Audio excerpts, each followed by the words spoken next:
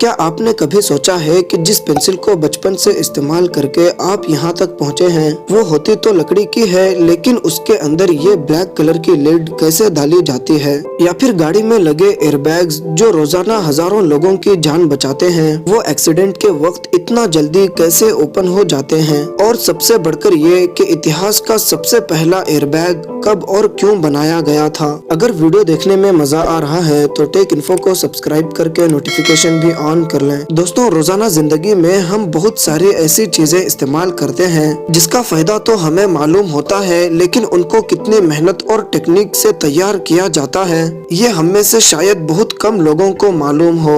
Airbag का सबसे पहला ख्याल 1950 में एक इंडस्ट्रियल इंजीनियर को आया था जब वो अपनी फैमिली के साथ ट्रैवल कर रहा था और एक एक्सीडेंट का शिकार हो गया। उस हादसे में सबकी जान तो बच गई, लेकिन इस वाक़ये ने उस इंजीनियर को एयरबैग बनाने का आइडिया दिया। 2 सालों के बाद उसने एक ऐसा एयरबैग बनाया जिसमें कंप्रेस्ड एयर की सिलेंडर की मदद से हवा भरती थी, लेकिन मसला ये था कि इस प्रोसेस में काफी टाइम लगता था और हादसे के वक्त टाइम ही तो बहुत कम होता है। अगले कई सालों तक इस मसले का कोई खास सोल्यूशन नहीं निकल सका, लेकिन फिर 1967 में एक अमेरिकन इंजीनियर को एक आइडिया आया। उसने एयरबैग्स को एक केमिकल एक्सप्लोजिव से पैदा होने वाली गैस से भरने का फैसला किया। एयरबैग के अंदर मौजूद केमिकल सोडियम अजाइड होता है जिसको गाड़ी में लगा क्रैश सेंसर एक्सीडेंट के वक्त एक इलेक्ट्रिकल सिग्नल देता है। इलेक्ट्रिकल सिग्नल से इस केमिकल में एक धमाका होता है जिससे नाइट्रोजन गैस रिलीज होता है और वो एयरबैग को फौरन ओपन कर देती है। क्रैश होने से लेकर एयरबैग के फूलने तक हैरत अंगेज तौर पर सिर्फ 20 मिलीसेकंड्स का टाइम लगता है, यानी जितना टाइम पलक झपकने में लगता है उतनी टाइम में एयरबैग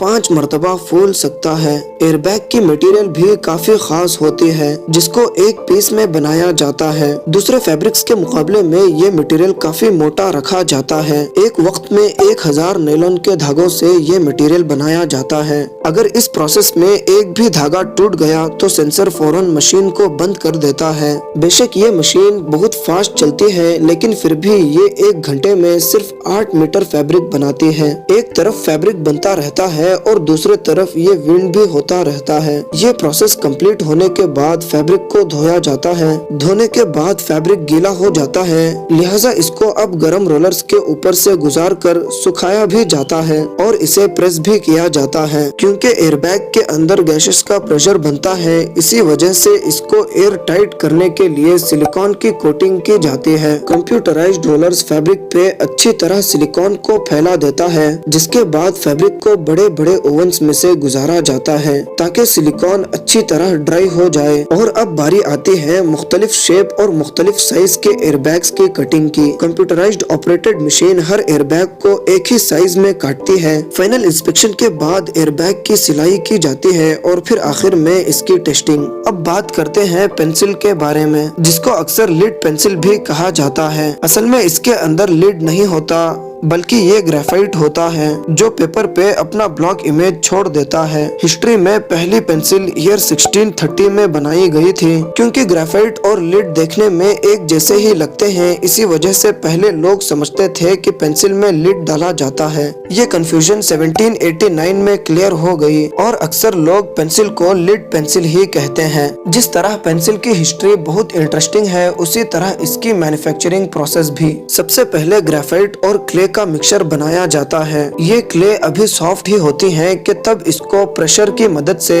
लिड की साइज के सुराखों से गुजारा जाता है। इस मशीन की मदद से बिल्कुल एक ही साइज की लिड निकलती जाती है। लिड्स बनाने के बाद अब बारी आती है पेंसिल्स बनाने की। 10 मिलीमीटर की वुडन शीट्स पर मशीन की मदद से लिड की साइज जितनी नलियां बनाई जाती हैं, उसके बाद इन नलियों में इन लाइंस में ग्लू लगाई जाती है और फिर इसमें लिड्स को बिठाकर उसके ऊपर लकड़ी की शीट को रखा जाता है। अब इनको बड़े व्हील में डालकर अच्छी तरह सुखाया जाता है। ये प्रोसेस कंप्लीट होने के बाद मिलिंग मशीन की तरफ जाते हैं। मिलिंग मशीन इस तरह से काट कर अलग अलग शेप की पेंसिल्स बनाती है। इसके बाद इन पेंसिल्स को कलर और स्टैंप दिया जाता है। इस सारे प्रोसेस में क्वालिटी का खास ख्याल रखा जाता है। उम्मीद है आपको ये वीडियो बेहद पसंद आई होगी। मिलते हैं फिर अगली शानदार वीडियो में।